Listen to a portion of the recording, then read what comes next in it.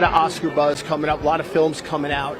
How does it feel, though, that it's an advertisement that gets the most attention these days? I'm so excited for everybody to see Kristen Martin. There's a lot of Oscar buzz. Are you excited about everyone seeing this? I'm just excited for Christy. Sydney Sweeney's movie Christy ended up totally flopping, and honestly, nobody's shocked by that.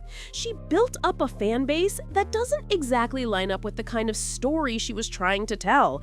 Like, what made her think a movie about a lesbian boxer dealing with domestic violence from a man would hit with her usual crowd? It's wild. Now people are asking the big question, what's Sydney really trying to do here? The whole thing has everyone talking, especially after that super random bathwater turned soap lunch she pushed. It felt less like a creative move and more like one of those quick cash deals where someone flashes a big check and she just nods and says, sure, why not? It's got people side-eyeing her choices big time, wondering if she's playing the game or if the game's playing her. But now, Sydney's moves are starting to look way deeper than just chasing a quick check. The way she's shaping her image feels like a full-on rebirth, like she's tearing down her old reputation and rebuilding from scratch. It's giving the vibe that she's ready to swap out her old fan base for a brand new crowd, almost like she's switching lanes completely and speeding off in a new direction. Back when Euphoria was booming, her audience leaned way more liberal, younger, and all about that edgy energy. But now, the people she's aiming for seem totally different. Older, more conservative, and mostly men. That shift isn't quiet either. It's loud and clear. She's moving like someone who knows exactly what she's selling and exactly who's buying it.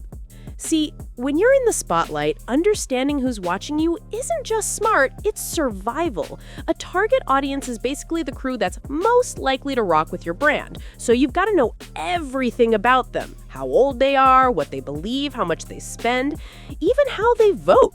All those details shape every move, from who you're seen hanging out with to which projects you sign on for. And Sydney, she looks like she's plotting every step with that playbook in mind.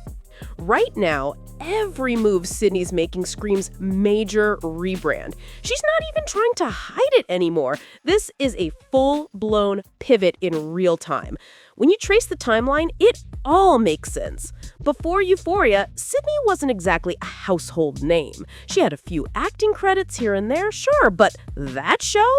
That was her big break, the moment she stepped out of the shadows and became a name people actually recognized.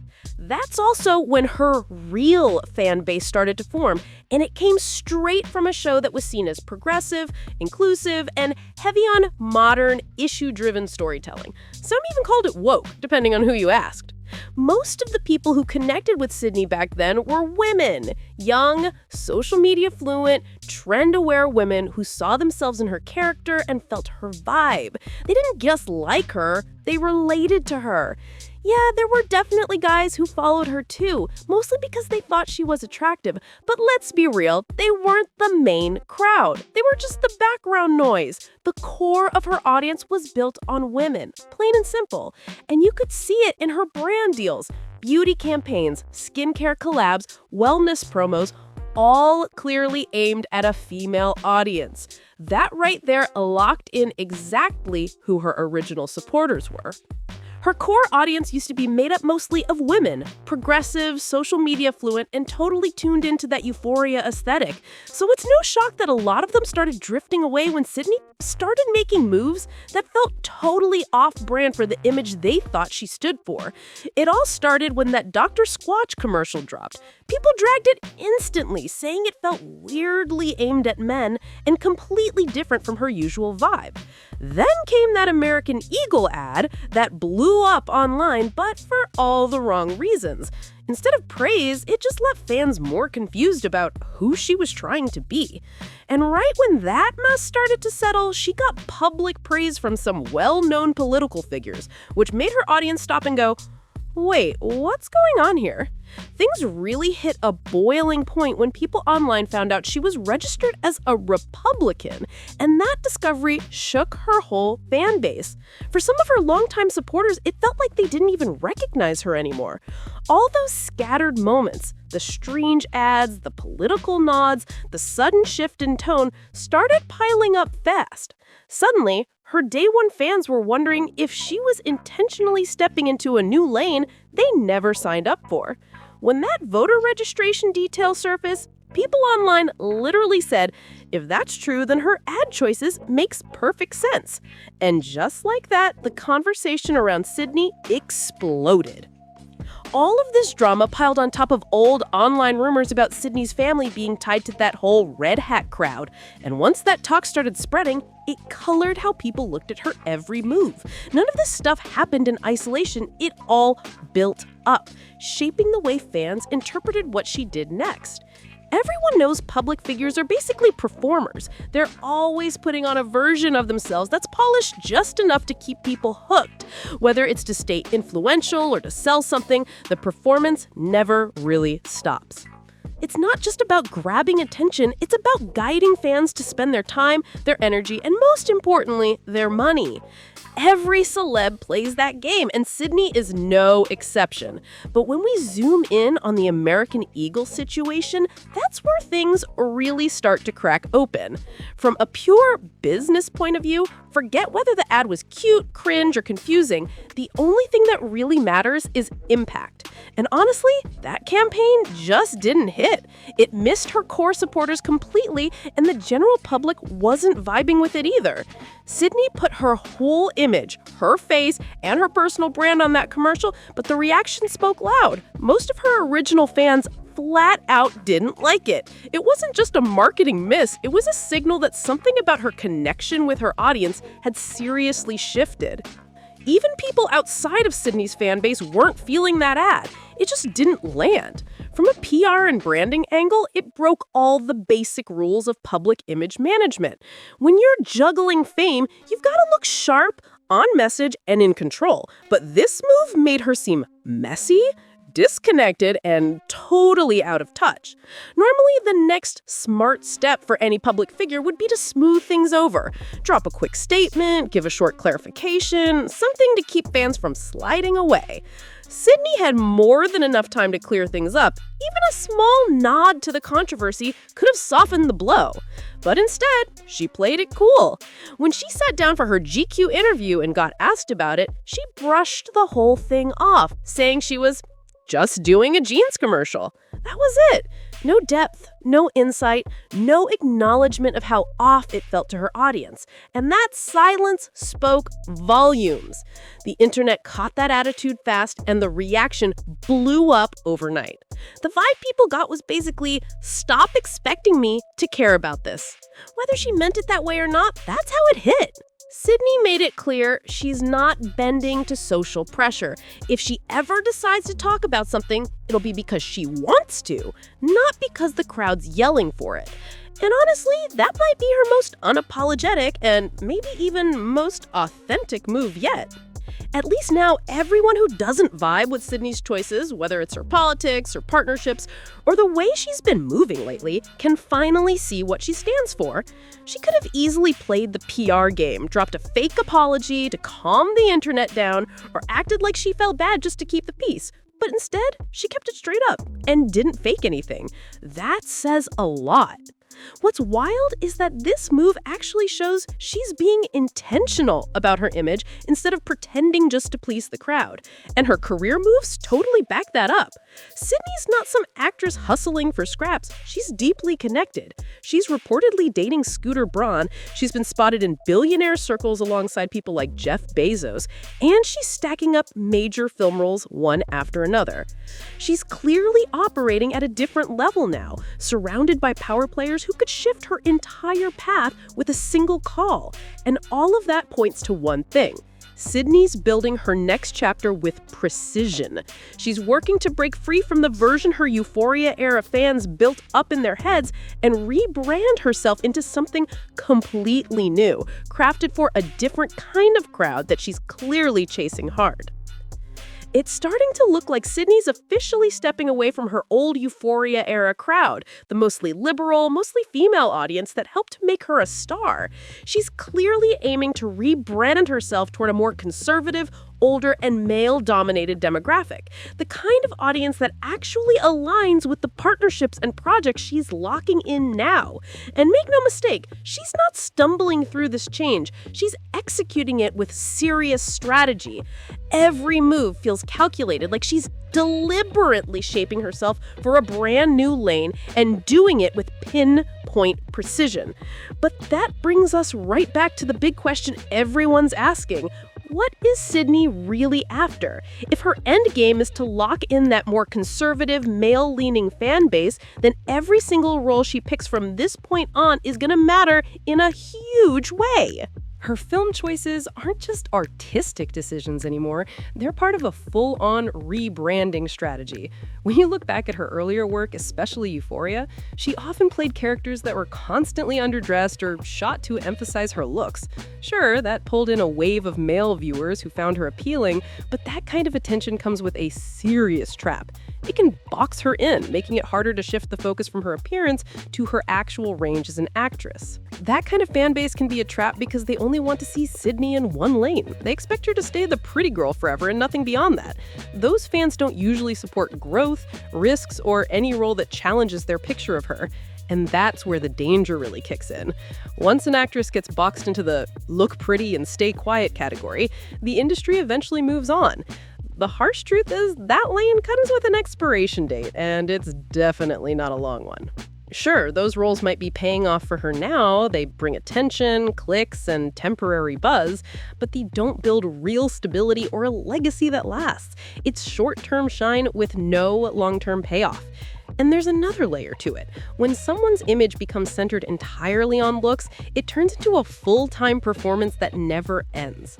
Sydney would be expected to look flawless every single time she's seen, on red carpets, at press events, even when paparazzi catch her off guard. She wouldn't be allowed a single off day, can't gain or lose a little weight, can't age naturally, can't even show up looking different.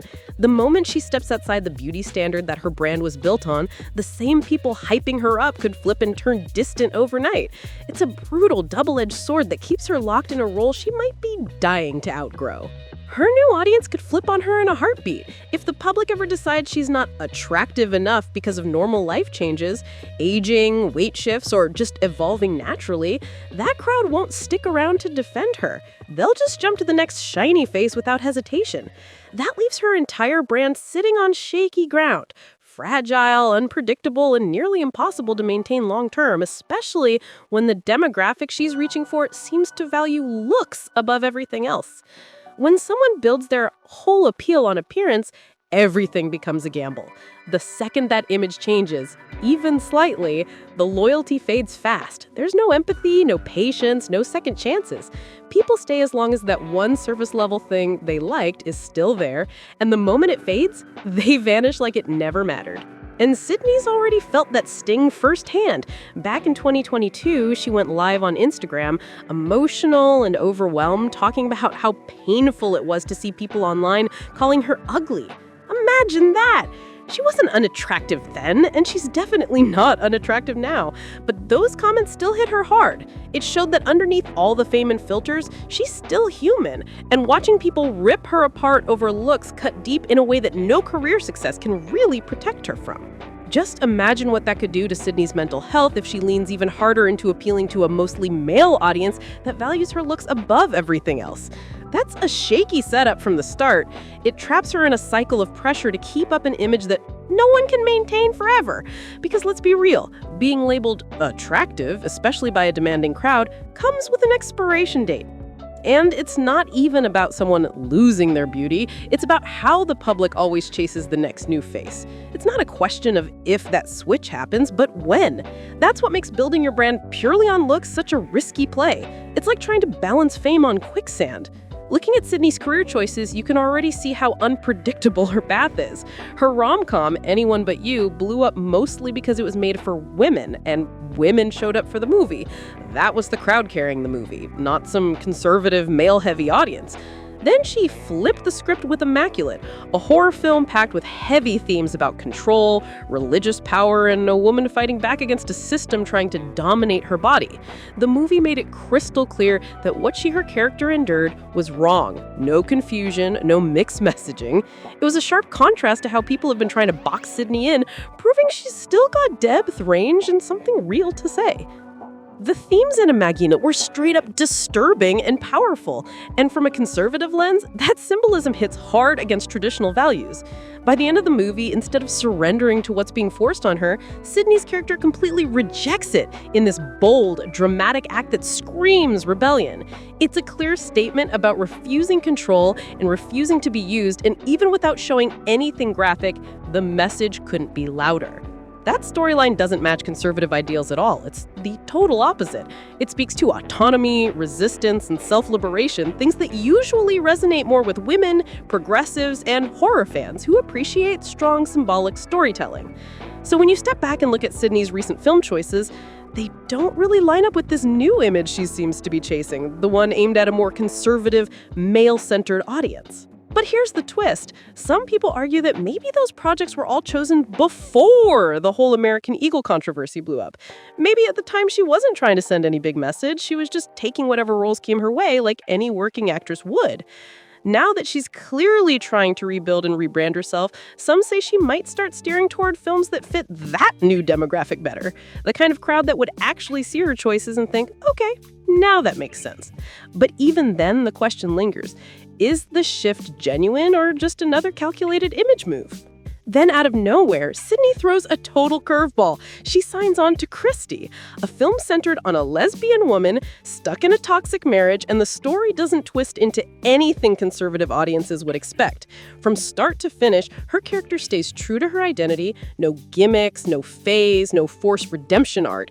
The film actually treats her story with real weight and seriousness, which instantly puts it way outside the comfort zone of the new demographic Sydney's been rumored to chase. And here's where it gets even more surprising. Sydney completely ditches her usual glam image for this role. She's more muscular, her styling's rough, her hair's undone, her weight looks different, and she even appears intentionally older on screen. That's a massive departure from the polished, red carpet-ready version her conservative, male-leaning audience is used to seeing. It's the kind of bold transformation that group usually skips over entirely. What's even wilder is how quiet she's been through all of this. Sydney never spoke up about the backlash from the American Eagle ad, not during the chaos, not after it settled down, and not even when GQ brought it up in her interview. She completely sidestepped the topic, almost like she wanted the controversy to fade on its own, while she shifted focus toward Christie. It's a bold move. Risky, unpredictable, and totally against what her new audience would expect from her right now. On the surface, it totally looks like Sydney doesn't care, like she's just brushing everything off without blinking. But behind the scenes, the story sounds completely different. Reports started popping up claiming that her management team has been quietly reaching out to reviewers who gave Christie bad write-ups, allegedly asking them to tone down the criticism or even rewrite their reviews altogether. That right there shows her camp definitely does care about how the public sees her and how her films are being received. So, the real question hits even harder. What was Sydney expecting to happen? Did she honestly think she could shake off her original fan base, jump into a totally different lane with zero warning, and still get unconditional support for every project after that? That's a bold gamble, and the results are starting to speak for themselves. It's fair to wonder if she thought her day one fans would still show up to her premieres and stream her new projects after feeling ignored and replaced. Or maybe she truly believed her new image was powerful enough to attract a fresh fan base overnight. But right now, the numbers aren't backing that up. Her films are underperforming way harder than anyone predicted. And that kind of pattern doesn't lie. It's louder than any PR spin, any excuse, or any polished statement her team could ever release. Sure, fewer people are hitting theaters these days, that part's true, but that doesn't change the fact that a lot of viewers are making a very clear choice not to support Sydney anymore. They feel like she stayed quiet on things they genuinely wanted answers about, so now they're responding with their own silence. Not online, but in their spending. And in today's world, that kind of silence hits way harder than any comment section ever could. Right now, the film industry is buzzing. Award season's coming in hot, blockbusters are rolling out, and everyone's keeping an eye on how big names handle their next moves. Sydney's standing at a serious crossroads, and what she does next could make or break her public image. If she plays it right, she could start rebuilding her connection with fans who've drifted away. But if she keeps moving the same way, that distance might grow even wider. All eyes are on her next step, because whatever Sydney does from here won't just define her career, it'll decide who's still in her corner when the dust settles. If you made it all the way through this breakdown, then the conversation's just getting started. What do you think about Sydney's big shift? Is this rebrand move gonna pay off, or is she walking straight into an even bigger fallout? Is she playing the long game, or is Sydney just watching her old image burn out in real time? Drop your thoughts below. No holding back. Let's hear your take in the comments. Do you think Sydney is reinventing herself the right way? Or is this a career gamble that's already slipping? Share your opinions, call out the angles we missed, and keep the conversation rolling. And hey, if you enjoyed this deep dive, make sure to like, subscribe, comment, and share so more people can join the discussion. Catch you in the next one, because this story, it's far from over.